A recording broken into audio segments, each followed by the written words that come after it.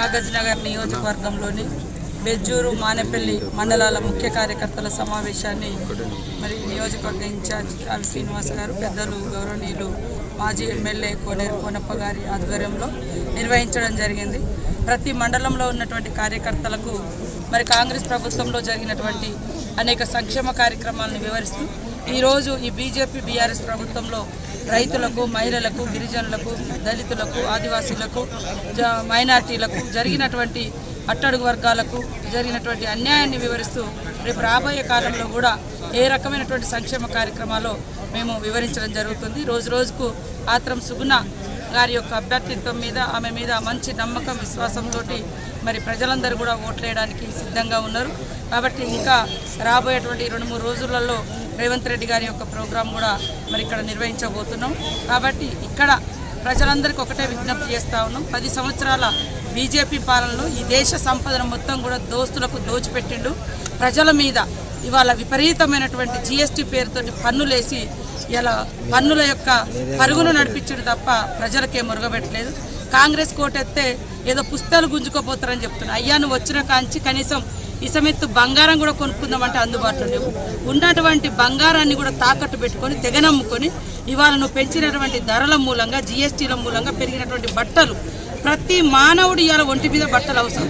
అలాంటి వాళ్ళ మీద కూడా మీరు జీఎస్టీలు వేసి ప్రజల మెడలో ఉన్నటువంటి పుస్తల తాళ్ళు తెగనమ్ముకొని బతికే స్థితికి మీరు తీసుకొచ్చారు. అదేవిధంగా మరి హరీష్ రావు మాట్లాడితే మరి రాజీనామాలు, పదవి దిగిపోండి అని. అయ్యా నీకు పదవి ఆకాంక్ష ఎంత ఉందో, పదవి కాంక్ష ఎంత ఉందో 2018లో మీ మామ కేసీఆర్ వెంట ఉండే నువ్వు పొడిచినటువంటి వెన్నుపోటు ఏక్నాథ్ షిండే అని గుర్తుకొస్తుంది.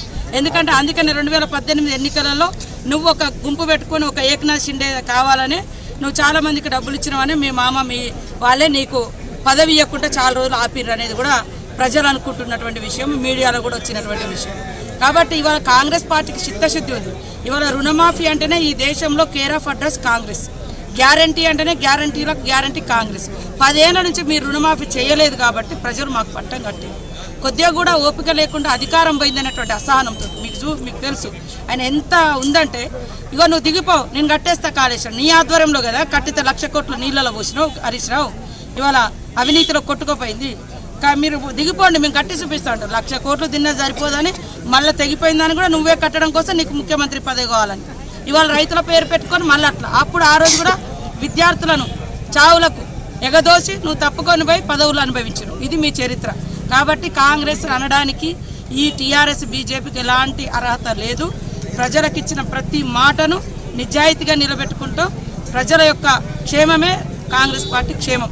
కాబట్టి మమ్మల్ని ఎవరు కూడా నిందించాల్సిన అవసరం లేదు, మా నిజాయితీని శంకించాల్సిన అవసరం లేదు.